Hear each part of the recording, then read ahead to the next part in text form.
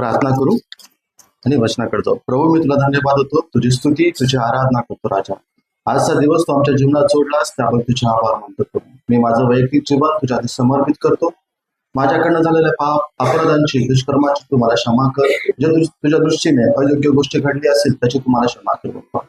कळत न कळत बाप्पा जे तुझ्या दृष्टीने घडलेलं आहे त्याची तुम्हाला क्षमा करून नव्याने माझ्या बाप्पा तुझ्या पवित्र आत्म्याच्या प्रेरणेने चालण्यासाठी, तुझ्या वचनाप्रमाणे आचरण करण्यासाठी प्रभू तू सहाय्य आणि मदत कर. जे वचन माझ्या प्रभू तू माझ्यापर्यंत पोहोचवलं तेच वचन माझ्या प्रभू तुझ्या लेकरांपर्यंत पोहोचवण्यासाठी मला तू सहाय्य आणि मदत कर बाप्पा. त्या वचनाद्वारे आम्हा सर्वांना तू आशीर्वादित कर आणि त्याप्रमाणे आचरण करून बाप्पा तुझ्या नावाचं गौरव, तुझ्या नावाची महिमा होण्यासाठी माझ्या बाप्पा तू आम्हाला घडव आणि तयार कर प्रभू. आमची आध्यात्मिक भूमी तू तयार कर माझ्या प्रभू. अशी आम्ही तुझ्याकडे प्रार्थना करतो प्रभू. धन्यवाद देतो माझ्या बाप्पा. आणि इथून पुढची वेळ काळ समय आम्ही तुझ्या हाती देत ही प्रार्थना आमचा उद्धार करता येशू ख्रिस्त याच्या नावात करतो म्हणून तो ऐक प्रभू. आमेन. सर्वांना सलाम. उत्पत्ती ह्याचा 3रा अध्याय आणि 15 वचन. त्यानंतर उत्पत्ती ह्याचा 12वा अध्याय 1 ते 3 वचन आणि यशया ह्याचा 9वा अध्याय 6 वचन. ह्या तिन्ही वचनामध्ये आपण बघतो की येशू ख्रिस्त 3:15 मध्ये बघतो की येशू ख्रिस्त आपल्यासाठी जन्म पावेल, तो उद्धारासाठी. त्याच्यानंतर त्याच्याद्वारे आशीर्वाद आम्हाला मिळतील अब्राहमाद्वारे संतती त्याची. त्यानंतर तो यशामध्ये म्हणतो की तो एक राजा म्हणून आपल्यासाठी एक तो राजा. तर पहिलं वचन आपण वाचू. उत्पत्ती ह्याचा 3रा अध्याय 15 वचन काय म्हणतं. आणि तू व स्त्री, तुझी संतती व तिची संतती यामध्ये मी परस्पर वैर स्थापेन. ती तुझे डोके फोडील व तू तिची टाच फोडशील. तर आम्हाला ह्या ठिकाणी दिसतं की येशू ख्रिस्त येण्याचं भविष्यवाणी ह्या ठिकाणी आम्हाला दिसते आणि ती भविष्यवाणी पूर्ण झाली. पूर्ण झाल्यानंतर आपल्याला हे समजतं की येशू ख्रिस्ताने त्याचं डोकं ठेचलं आणि सैतानाने त्याची टाचेला काय केलं त्याने?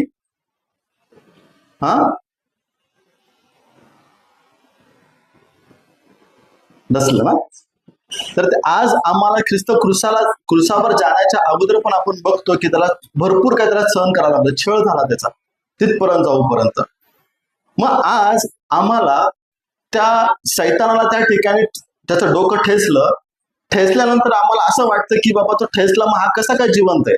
कोणी पण एक साहजिक आपण एक प्रश्न केला की त्याला ठेचल्यानंतर तो अजून पण कसं त्याचं काम चालू आहे, त्याचं काम कसं काय तो करत आहे. तर त्या ठिकाणी ठेचलं ह्याचा अर्थ, डोकं ठेचलं याचा अर्थ आम्हाला समजतं की त्यांनी त्याचा अधिकार त्याच्याकडनं घेऊन घेतला. मग त्याच्याकडनं अधिकार घेतला तर मग ह्याच्याकडे अधिकार आला कुठून? ह्याला अधिकार दिला कसं? की कारण परमेश्वरानेच पृथ्वी, आकाश आणि दूध पण त्याच्याद्वारेच निर्मिती केलेली आहे. मग ह्याच्याकडे अधिकार कुठून आला संसारामध्ये? तर आम्हाला ही गोष्ट समजते की आदामाने त्याला स्वतःहून तो अधिकार दिला है ना. आपण बघू ते वचन रोमकरासपत्र ह्याचा 8वा अध्याय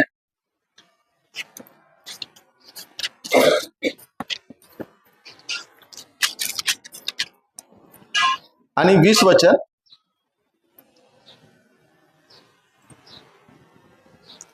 रोमकरासपत्र ह्याचा 8वा अध्याय 20 वचन.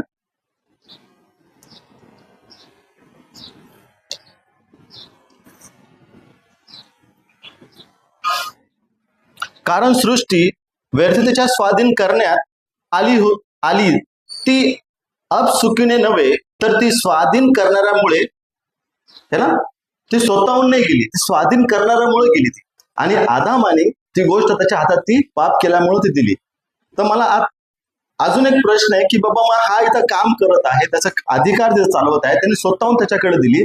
तर येशू ख्रिस्ताने त्याचं काम पूर्ण केलं. आम्हाला दिसतं कलसीकरासपत्र ह्याचा 2रा अध्याय 14 आणि 15 वचनामध्ये त्यांनी काय केलं त्या ठिकाणी. आणि इब्रीकरासपत्र ह्याचा 2रा अध्याय 14 आणि 15 वचन.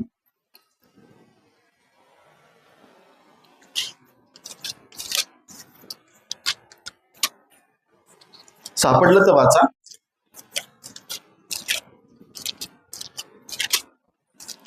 कलसे 2:14-15 सापडलं तर वाचा.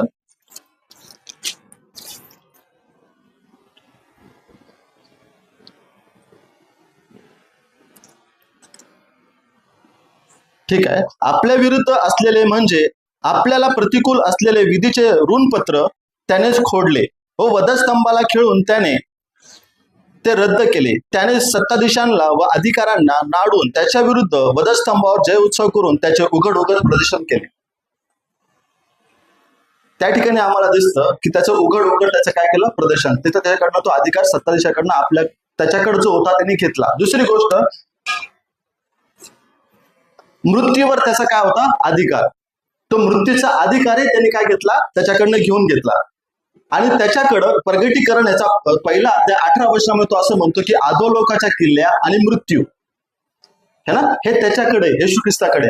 त्यामुळे तो म्हणतो मत्ते ह्याचा 28 अध्याय आणि 18 वचनामध्ये की तुम्ही सर्व काही अधिकार माझ्याकडे आहे, तुम्ही जाऊन काय करा. तेव्हा येशू जवळ येऊन त्याच्याशी बोलताना म्हणाला, स्वर्गात आणि पृथ्वीवर सर्व अधिकार मला दिलेला आहे. तेव्हा तुम्ही जाऊन सर्व राष्ट्रातील लोकांस शिष्य करा, त्यास पित्याच्या, पुत्राच्या व पवित्र आत्म्याच्या नावाने बप्तिस्मा द्या. त्याच्याकडे पूर्ण अधिकार येशू ख्रिस्ताने वापस त्याच्याकडनं घेतला. आजही त्याचं काम चालू आहे है ना. तो अधिकार परमेश्वराने त्याच्याकडनं त्याला शून्यवंत केलं. आज आम्हाला आशा दिली की नवीन जीवनाची. मग आज आमचं युद्ध कोणासोबत आहे ना, तर येशू ख्रिस्त आपल्याला सांगत आहे की तुमचं युद्ध सैतानासोबत आहे, त्याच्या अधिकारासोबत आहे. मग ते युद्ध लढत असताना आम्हाला समजतं की तो आजही लोकांचे डोळे आंधळे करत आहे आणि आपणही त्याच्यामध्येच होतो, त्याच गोष्टीमध्ये आम्ही जगत होतो. त्याच्यामुळे एफिसकरास पत्र याचा 2 अध्याय 1 ते 5 वचनामध्ये आम्हाला दिसतं की त्यांनी आम्हाला तिथून काढलं, त्यांनी आमचा उद्धार त्यांनी केला. आम्ही पहिले आमच्या क्रोधाची प्रजा, आमच्या स्वइच्छेने चालणारे, त्याच्या अधीन राहून आम्ही जगणारे असे होतो. पण परमेश्वराने त्याचं आम्हाला त्यातून त्यांनी काढलं आणि एक नवीन जीवन दिलं, एक नवीन सृष्टी केली. एक नवीन सृष्टी करून आजही तो त्या सृष्टीवर, नवीन सृष्टीवर तो काय करत आहे, आजही त्याच्यावर तो वर्चस्व करण्याचा प्रयत्न करत आहे. आज त्याने काढल्यानंतरही आपण त्याला स्वतःहून वाव देतो. प्रत्येक गोष्ट पापासाठी वाव देतो, आपल्यावर वर्चस्व करण्यासाठी वाव देतो. म्हणजे त्याला एक उदाहरण द्यायचं म्हणजे आपण म्हणतो की आ बैल मुझे मार है ना. एकदा आपण म्हटलं की बाबा प्रभूने आम्हाला त्यातून मुक्त केलेलं आहे आणि त्यांनी सांगितलं, आज्ञा दिली की बाबा तू जाऊ नको है ना, जंगलामध्ये जाऊ नको बाबा, एकटा फिरू नको त्या ठिकाणी. तिथं तो रान बैल आहे, तुला दिसला तर तू लाल कपडे घालून जास्त तुला काय कराल, तो मारल. तरी पण आम्हाला एक हाऊस असते, सांगून सुद्धा आम्हाला तिथं काय असते, चेक करण्याची सवय असते की बाबा खरंच आहे की नाही ते गोष्ट. आम्ही तिथं जातो प्रभूने आणि स्वतःहून ती गोष्ट आम्ही करून घेतो. आ बैल मुझे मार है ना. ते उदाहरण आम्हाला कुठं बघायला भेटतं, याकोबाचे पत्र ह्याचा 1 अध्याय आणि 14 आणि 15 वचनामध्ये. येशू ख्रिस्त कोणाला परीक्षा टाकत नाही, तो स्वतःहून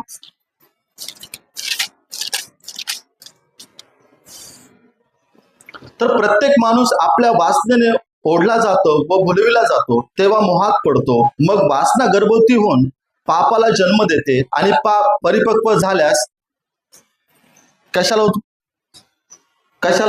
उत्पन्न करते, मरणास. आम्ही काय म्हणतो, स्वतःहून आम्ही त्या गोष्टीकडे जातो. येशू ख्रिस्ताने सांगितलं तरीही, चेतावणी दिली तरीही आम्ही त्याच गोष्टीकडे जातो. म्हणजे त्या देहाच्या असणाऱ्या गोष्टीकडे आम्ही जातो. आम्हाला त्या पापातून काढल्यानंतरही आम्ही त्याच्यामध्ये जातो. मग पापाचं काम काय, पापाचं एक काम आहे की आमच्यामध्ये वैर उत्पन्न करणं है ना.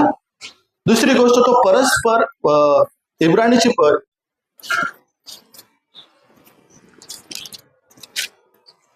इब्रिकरास पत्र 3 अध्याय आणि 13 वचनामध्ये आम्ही बघतो की जोपर्यंत आज म्हटलेला वेळ आहे तोपर्यंत तुम्ही एकमेकाबरोबर प्रतिदिवशी बोध करा. हेतू हा की पापाच्या फसवणुकीने तुम्हातील कोणी कठीण होऊ नये. पाप काय करतो, आम्हाला फसवतो आणि ते आमच्यामध्ये काय करतं, कठीणपणा आणतं. आणि कठीणपणा आला तर आमच्यामध्ये अज्ञान उत्पन्न होतं आणि अज्ञान उत्पन्न झालं तर आम्ही त्या नाशाकडे जातो. ह्याचं उत्तर आम्हाला एफिसकरास पत्रामध्ये स्पष्टपणे सांगत आहे, सरळ सांगत आहे की आमच्यामध्ये कसं मरणाकडे आम्ही जातो, त्या मरणाकडे आम्ही कसे ओढवलं जातो. 4 अध्याय आणि 17 वचनापासून मी वाचतो. म्हणून मी हे म्हणतो व प्रभूमध्ये निश्चित अर्थाने सांगतो की परराष्ट्रीय भ्रष्ट मनाने चालत आहेत त्याप्रमाणे तुम्ही यापुढे चालू नये. त्यांची बुद्धी अंधकारमय झाली आहे आहे त्यांच्या अंतःकरणातील कठीणपणामुळे त्यांच्यात अज्ञान उत्पन्न होऊन ते देवाच्या जीवनाला पारखे झाले आहे. बुद्धी अंधकारमय. आम्ही बघतो की दुसरे करीन 4:4 मध्ये की लोकांचे डोळे काय करतो, तो आंधळे करतो, त्यांच्यावर तो प्रकाश पडू नये म्हणून त्याचे डोळे तो आंधळे करतो. म्हणजे त्यांनी बुद्धी अंधकारमय केल्यानंतर त्याच्यामध्ये आम्हाला दिसतं की अंतःकरण कठीण होतं, आणि अंतःकरण कठीण झालं तर त्याच्यानंतर आम्हाला दिसतं की अज्ञान आमच्यामध्ये उत्पन्न होतं, आणि अज्ञान ज्यावेळेस उत्पन्न होतं त्यावेळेस देवाच्या जीवनाचे पारखे आम्ही होतो, देवापासून आम्ही दूर जातो. तो आजही त्या गोष्टीकडे तो आम्हाला त्याच गोष्टी करत आहे की आम्ही कोणा काय करावं की त्या परमेश्वराने दिलेल्या वचनापासून आम्ही वेगळे व्हावे. तर आम्हाला त्यांनी एक आशीर्वाद दिला. तो आशीर्वाद काय आहे तर प्रेषितांची कृत्ये 3 अध्याय 26 वचनामध्ये आम्ही काय बघतो, वाचाल कोणीतरी सापडलं तर. प्रेषितांची कृत्ये 3 अध्याय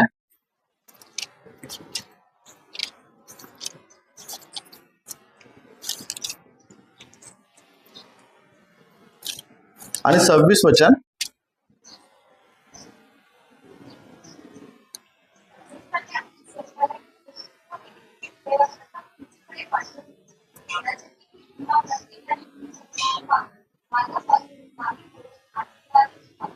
है ना. तर दुष्ट मार्गापासून आम्ही वळून आम्ही आशीर्वादित व्हावे. हा आशीर्वाद आमच्यासाठी प्रभू येशू ख्रिस्ताने ठेवला. 3 प्रकारे आम्ही आशीर्वाद बघतो की तो आशीर्वाद आहे आध्यात्मिक आशीर्वाद, भौतिक आशीर्वाद आणि नाते संबंधाने आशीर्वाद. तर आम्ही आध्यात्मिक बघतो की त्यांनी आम्हाला पापाची क्षमा केली, आमचा उद्धार केला, पवित्र आत्मा आम्हाला दिला, देवाची मुले होण्याचा त्याने अधिकार आम्हाला दिला, एक आम्हाला अनंत जीवन त्याने दिले, ही कृपा त्याने आमच्यावर केली. दुसरी गोष्ट आम्ही बघतो की भौतिक आशीर्वाद, तर ते अन्न, आरोग्य, कुटुंब, जमीन आणि समृद्धी ह्या आशीर्वादाकडे आम्ही बघतो. त्याच्यानंतर नात्यामध्ये आम्ही बघतो की शांती, प्रेम, एकता, एकजूट असणं, ह्या प्रत्येक गोष्टीमध्ये परमेश्वराने आम्हाला काय केलं, आशीर्वादित केलं. आम्हाला त्याने आशीर्वादित करून यासाठी केलं की आम्ही आम्ही सत्कृत्य आचरत आम्ही आमचं जीवन जगावं. आणि आम्हाला तो पुढं आम्हाला बघतो, आम्हाला आशीर्वादित केलं, त्याच्यानंतर आम्ही पुढं बघतो की तो राजा म्हणून आमच्यासाठी आम्हाला दिसतं. तर राजा कसा होता, तो राजा म्हणजे कसा, तर इब्रिकरास पत्र ह्याचा 7वा अध्याय 1 ते 3 वचनामध्ये आम्ही बघतो की तो नीतिमत्वाचा राजा आहे. इब्रिकरास पत्र ह्याचा 7वा अध्याय 1 ते 3 वचन. नीतिमत्वाचा राजा तो आम्हाला दिसत आहे, शांतीचा राजा तो आम्हाला दिसत आहे. आणि जखर्या 9:9 मध्ये तो म्हणतो की लीन असा तो राजा. तर आमचा राजा नीतिमत्वाचा राजा आहे. तर आम्हाला त्याने नीतीमध्ये चालण्यासाठी त्यांनी आम्हाला बोलवलं त्याच्या प्रजेमध्ये. दुसरी गोष्ट आम्ही बघतो की तो शांतीचा राजा आहे. तर आम्हाला शांतीमध्ये चालणं गरजेचं आहे, प्रत्येक गोष्टीमध्ये शांतीने राहणं. नंतर आम्ही बघतो की तो लीनतेचा राजा आहे. तर लीनता म्हटलं तर नम्रता, सहनशीलता आमच्यामध्ये असणं गरजेचं आहे. कारण इफिसकरास पत्र याचा 2रा अध्याय 8 वचनामध्ये आम्ही बघतो की तो कसा लीन म्हणून आला, त्याने दासरूप धारण केलं आणि ते दासरूप करून त्याने त्या क्रुसावर त्याने स्वतःचा प्राण अर्पण केला. तीच गोष्ट आज आम्हाला प्रभू तीच गोष्ट सांगत आहे की माझी प्रजा पण तशीच असावी, नम्र, सहनशील, शांतताप्रिय आणि नीतीने वागणारी. त्याची योजना तीच आहे. आणि आम्हाला ह्याच गोष्टीकडे लक्ष देऊन पुढे चालायचं आहे. आणि आम्हाला फक्त एकाच गोष्टीचा पाप, शैतानासोबत आमचं झगडणं नाही आहे, तर आमचं झगडणं स्वतः सोबतही आहे.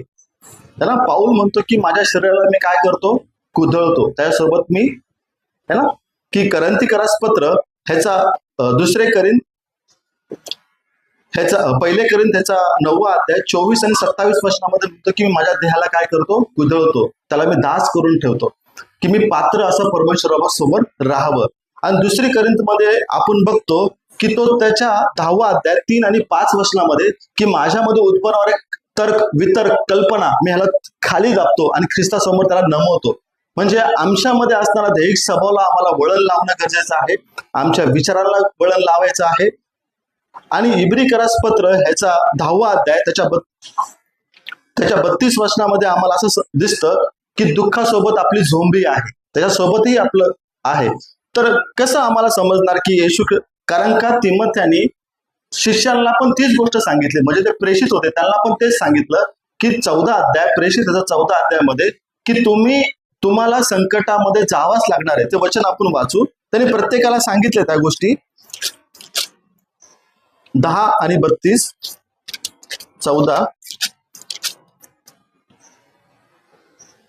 14 आणि 22 वाचतो मी. आणि शिष्यांची मने स्थिर राहून त्यांनी त्यांना असा बोध केला की विश्वासात टिकून राहा, कारण आपल्याला पुष्कळ संकटात टिकून देवाच्या राज्यात जावे लागेल. त्यांनी इशारा दिला की देवाच्या राज्यात जाताना आम्हाला त्या दुःखासोबत, संकटासोबत आम्हाला युद्ध करणंच आहे. त्यांनी मंडळीला पण सांगितलं, म्हणजे थेसलोनिकरास मंडळीला पण त्यांनी सांगितलं की आम्हाला त्या गोष्टीतून जायचंच आहे. पहिले थेसलोनिक मंडळीला सांगितलं, त्यानंतर त्यांनी वैयक्तिकरित्या तिमोथेला पण सांगितलं की आम्हाला त्या गोष्टीतून, दुःखातून जायचंच आहे.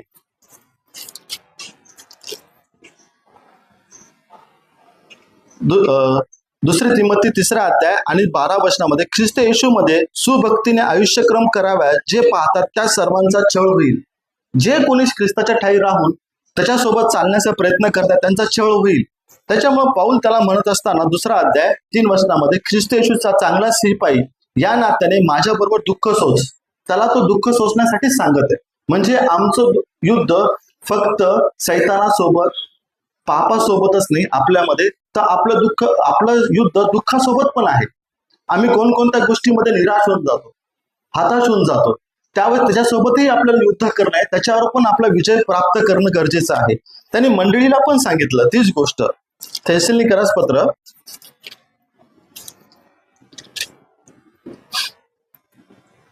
2 थेसलोनिक 3 अध्याय